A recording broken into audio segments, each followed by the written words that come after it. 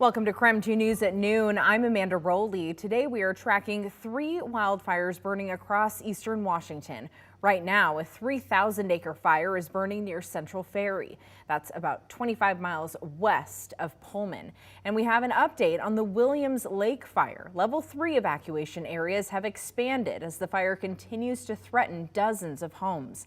And evacuation orders have been lifted for the Lind fire. Crews say it is now under control.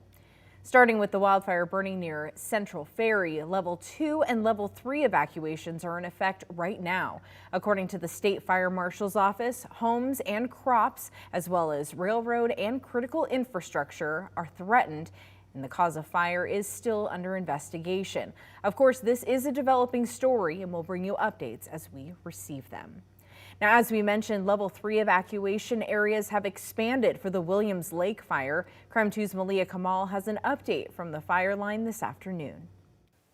Now, crews took us to the middle of where the fire is burning. Now, if you look right behind me, you can see that the fire is burning in patches of dry grass, but when it hits the green grass, there's no more fuel for it to burn. Now, we're being told that the fire started south of William Lake Road. With the wind flow, it spread northeast and then back southwest. But this is a brush fire, which means that it burns faster, spreads quicker, but it's also quicker to put out. Now let's take a look at this map.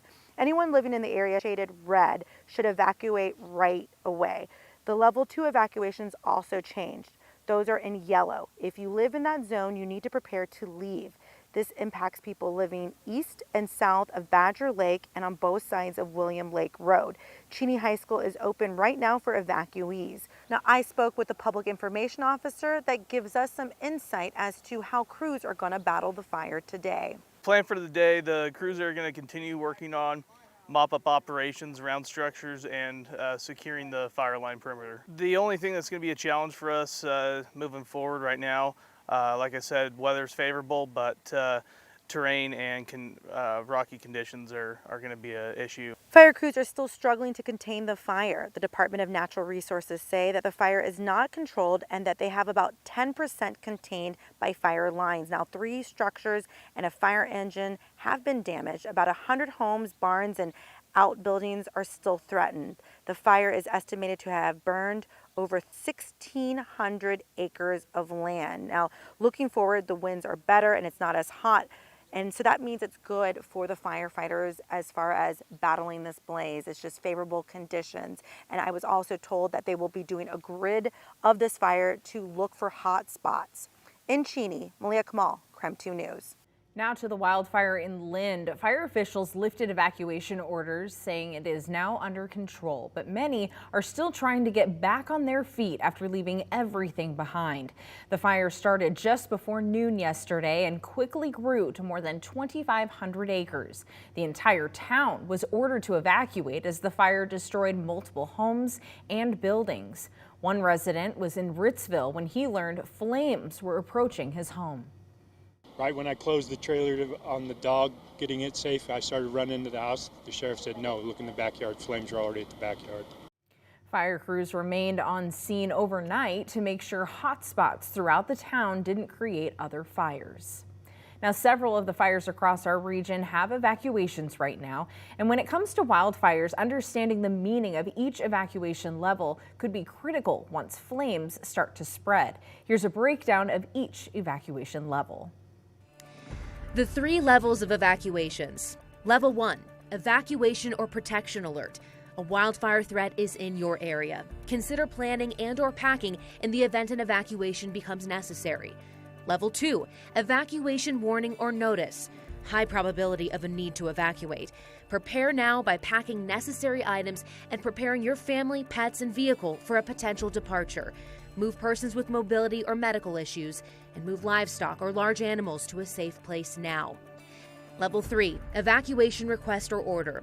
Occupants of the affected area or areas are asked to leave within a specified time period by pre-designated routes. Perimeter roadblocks are typically established. Evacuate now, take your family, pets, and necessary items.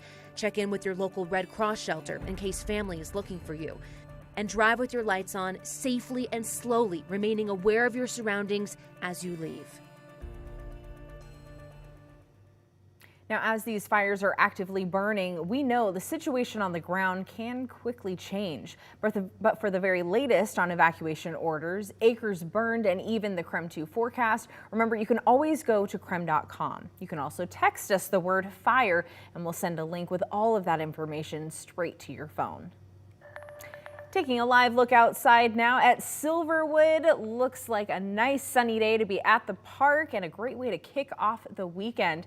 Meteorologist Thomas Patrick is in the KREM 2 Weather Center. Thomas, what can we expect for this weekend? Yeah, at least today and the weekend ahead, looks like we're going to have some phenomenal weather, and it was a lot better for those firefighters this morning with cooler temperatures. We had some lows in the 40s this morning and much calmer winds, which I can safely report here from our outdoor weather center that there isn't even a slight breeze in the air for today. So really good win-win conditions there. 73 is the current temperature right now, no more than a 5-mile-per-hour wind, and our air quality has improved greatly over the last 24 hours as well. Might be able to smell a little bit of some of that wildfire smoke in the air, but it's not hurting our air quality at all. We're sitting in the good range right now, forecasting good to moderate for today, but it might be a little bit more hazy for tomorrow, and that's just because there will be so much smoke between the wildfires in Washington and to our north in Canada as well. But we do have this influence of a calm high pressure area over the state of Washington, so nothing but sunny skies for today.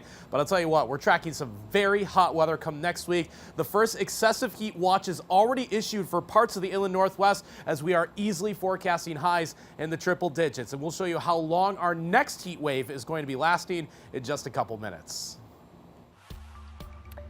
Well, here are the 3 stories we are following around the inland northwest today. First, Airway Heights police are searching for a missing mother and daughter. 27-year-old Yana Barham and her daughter Sophie have not been seen or heard from since Sunday. Family members say the situation is out of character for them. Barham has brown hair and green eyes. She's also about 5 feet 6 inches tall and weighs roughly 136 pounds. Police believe the two could be with an unknown man. Anyone with information about the mother and daughter or the man that police believe was with them, you're urged to call Crime Check. That number there is at the bottom of your screen. Second, the 2 robbery suspects who ran from Spokane police before a deadly 5-hour-long standoff appeared in court yesterday. Chris Goosh and Christopher Jones were 2 of the 3 suspects in a car fleeing a Spokane Valley robbery. Police found the suspects near downtown Spokane, and they say that is when the 2 got out and ran away, but police arrested them. The 3rd suspect stayed in the car and had a 5-hour standoff with police. That ended when officers say he started shooting at them. 2 SPD officers and Spokane County deputy returned fire, killing the suspect. And 3, former Idaho State Representative Aaron von Ellinger filed a motion for acquittal or a new trial yesterday. Von Ellinger was convicted in April after a 19-year-old State House intern accused him of rape. His attorney says in the motion there is new evidence for the court to consider. Von Ellinger was scheduled to be sentenced in July, but that was postponed after the defense appealed his conviction. There will be a hearing to decide if the former state rep gets a new trial on August 25th. And coming up, while temperatures are comfortable today, expected to be in the 80s, we're already eyeing our next batch of triple-digit heat that's going to move into the area next week.